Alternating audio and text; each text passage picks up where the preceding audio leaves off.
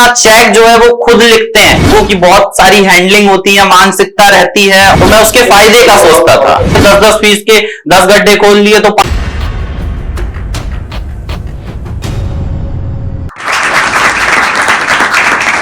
मेरा नाम रोहित पटेल है और मैं सेल्स इंडस्ट्री से हूं। और आज मैं धन्यवाद करना चाहता हूं एम्पावर टॉक्स का, जिन्होंने आज मुझे इस प्लेटफॉर्म पे अपनी स्टोरी शेयर करने का मौका दिया था। बहुत सारे लोग जो मुझे सुन रहे हैं उनका भी धन्यवाद करना चाहूंगा मैं।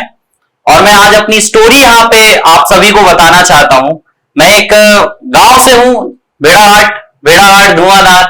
और अगर बात करूं तो मुझे लगभग आज से 6 साल हो गए हैं सेल्स इंडस्ट्री में काम करते हुए।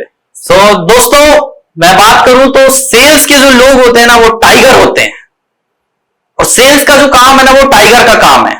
लोगों के दिमाग में मैं देखता हूं एक बहुत गलतफहमी होती है लोगों के दिमाग में कि मुझे सेल्स का काम नहीं करना है, सेल्स में टारगेट होता है, ये होता है। अरे मैं बोलता हूं टारगेट के बिना कौन सा काम होता है, गोल के बिना कौन सा काम होता है, कोई भी काम नहीं होता है। देखिए क्या होता है, आपका तो टारगेट नहीं है, पर आप जिसके अंडर में काम कर रहे हैं ना कहीं वो व्यापार कर रहे हैं और उसका एक टारगेट है, और वो अपना टारगेट आपसे कुछ पैसे देकर के काम कराता है।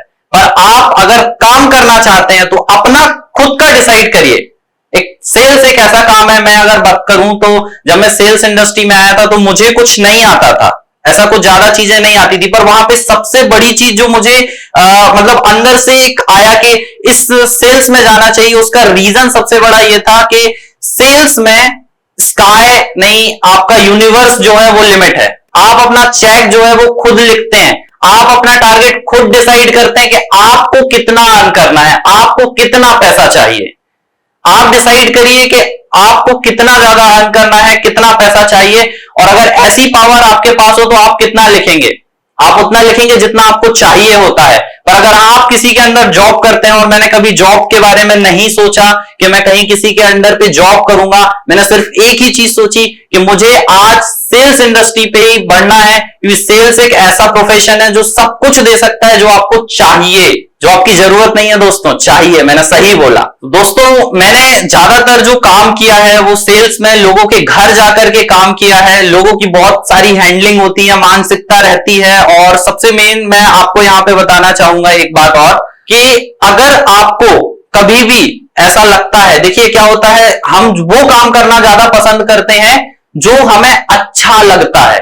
पर मैं बोलता हूं दोस्तों, वो काम करिए जो आपको अच्छा नहीं लगता, क्योंकि जब आप वो काम करते हैं जो आपको अच्छा नहीं लगता तो आपको वो सब मिलता है जो चाहिए होता है। तो अधिकतर लोग क्या करते हैं, वो काम करना पसंद करते हैं जो उनको आराम हो, बढ़िया एसी में बैठे हैं, हम चेयर कर रहे हैं, तो उनका जो जरूरतें होती हैं वही पूरी होती हैं, चाहतें पूरी नहीं हो सकती हैं।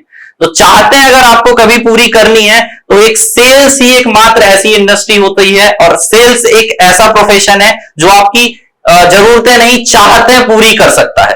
तो मैं आज सभी को यही बोलूंगा। और तो जब भी मैं मतलब मैंने घर घर जाके बहुत ज्यादा सेल्स की है, तो जब भी मैं किसी के घर जाता हूं तो मैं सभी से पहले मैं सिखाता भी हूं, और लोगों को टीम में भी, तो मैं सभी को यही चीज बताता हूं कि आप जब कस्टमर के घर जा रहे हैं ना, तो वो पहले से ही मानसिकता बना के बैठा है कि मुझे कुछ बेचने के लिए आया है। तो दोस्तों जब भी मैं किसी के कस्टमर के घर जाता था ना, तो लोगों को क्या है, बेचने वाला पसंद नहीं है, उनको खरीदना पसंद है। वो दिन भर बैठ करके कुछ ना कुछ खरीद रहे हैं, पर उनको बेचने वाला पसंद नहीं है।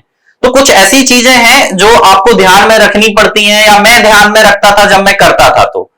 तो सबसे पहला तो हमें ये देखना है कि कस्टमर को सुनना है, वो चाहता क्या है। जब तक आप उसको सुनेंगे नहीं ना, जब तक वो आपको, क्या होता है कभी कभी मैं देखता हूं कुछ सेल्समैन ऐसे होते हैं, या सेल्स वाले पर्सन ऐसे होते हैं कि वो जितना नॉलेज उनके पास है वो चाहते हैं कि हम कस्टमर को दो दे, जबकि उसको जरूरत भी नहीं है, उस चीज की उसको आवश्यकता नहीं है, पर आप उसको दिए जा रहे हैं, तो वहां पे कुछ नहीं हो पाता है। पर अगर आप उसको सुनते हैं तो आपको वो खुद बताता है कि मुझे क्या चाहिए, वो आपको खुद कहेगा, पर आपको वो समझना पड़ेगा, अंडरस्टैंड करना पड़ेगा। और फिर उसके बाद जो सबसे बड़ी चीज मेरा माइंडसेट रहता था कि मैं कस्टमर का कैसे फायदा करा पाऊं, तो मैं उसके फायदे का सोचता था, मैं कौन सी बड़ी प्रॉब्लम उसकी सॉल्व कर सकता हूं, आइडेंटिफाई करना प्रॉब्लम को, बिल्कुल उससे क्वेश्चन पे बात करता था, जैसे पैराफ्रेज करके आप कह सकते हैं, उसको डिसीजन तक लेकर के जाते थे। उसके बाद मैंने अकेले स्टार्ट किया था, मैं घर घर जाता था, लोगों के ऑब्जेक्शंस हैंडल करता था। बस मेरे दिमाग में एक ही चीज थी कि मुझे नंबर 1 बनना है,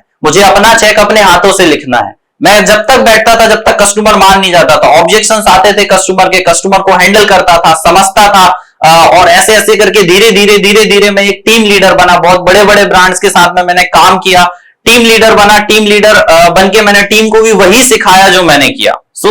बस मैंने यही किया कि बार बार बार बार बार बार जो मन नहीं करता है करने को वही करना है। मन हमेशा बोलता था कि फील्ड में मत जा, मैं वहीं जाता था। वो बोलते थे घर मत जा, मैं घर ही जाता था कस्टमर के। वो बोलते थे फोन मत कर कस्टमर को, मेरा मन करता था फोन ना करने का, तो मैं फोन करता था कस्टमर को, कॉल्स करता था, कॉल करने के बाद मीटिंग फिक्स करता था, सारी चीजें करता था। जो मुझे करने का मन नहीं था मैंने वो सब चीज की, और टीम को भी वही सिखाया कि वही सब करो जो आपका मन नहीं करता है करने को, तो वो आपको मिलेगा जो आपको चाहिए। इसी तरीके से मैं एक अच्छा लीडर बना, अच्छी जगहों पे सेल्स कर पाया, और आज मैं इस कारण से मैं टॉप अचीवर हूं। बहुत से लोग मुझे फॉलो करते हैं और सक्सेसफुल मानते हैं और चाहते हैं कि मैं उनको सिखाऊं कैसे मैंने किया। और एट द एंड मैं लास्ट में यही बोलना चाहता हूं कि लोगों को जो है माइंडसेट की बहुत ज्यादा आवश्यकता होती है। वो अपने माइंडसेट को ऐसा करके रखें कि हमें बस वही करना है अपने गोल्स, अपने कारण को हमेशा याद रखता था मैं। कारण को, अगर आप अपने कारण को याद रखेंगे तो आप वो सब कुछ कर पाएंगे जो आपको करने को मन नहीं रखता। आपको क्यों करना है वो काम, आपको क्यों फील्ड पे जाना है, आपने क्यों सेल्स इंडस्ट्री को चूज किया था, अगर आपने कर लिया है तो, और आप कस्टमर के घर में, तो ये क्यों सेल्स जरूरी है, आपके क्यों वाई अगर आपके पास है तो आप सारी चीजें कर सकते हैं। तो बहुत ज्यादा जरूरी होता है, और वाई जो होता है वो सब कुछ कराता है। तो मैं एट द एंड यही बोलूंगा कि सारे चीजों को मैनेज करिए, टीम को मैनेज करिए, और कंसिस्टेंटली काम करिए, लगे रहिए किसी भी चीज में। एक ही जगह पे आपको 100 फीट 1000 फीट गड्ढा खोदना है तब जाकर के पानी निकलता है। ऐसा नहीं है कि 10-10 फीट के 10 गड्ढे खोद लिए तो पानी नहीं निकल रहा है कहीं पे भी, ऐसा कुछ नहीं हो सकता है दोस्तों। आपको जो है एक ही जगह पे लगातार बार बार बार बार बार बार करते रहना है।